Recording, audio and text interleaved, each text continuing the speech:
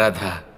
বটবৃক্ষের বীজ সর্ষের দানার থেকেও ছোট হয়, কিন্তু যখন তা নিজের রূপ ধারণ করে তখন তা বিশাল বৃক্ষের আকার ধারণ করে, যা সহস্র বছর ধরে বেঁচে থাকে, ছায়া প্রদান করে, পাখিদের আশ্রয় প্রদান করে আর দেয় পথচারীদের বিশ্রাম করার স্থান।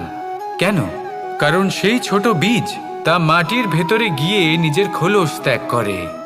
অন্ধকারে থাকে সে, যতই আলো আসুক না কেন, যতই বর্ষা আসুক না কেন, সব সহ্য করে।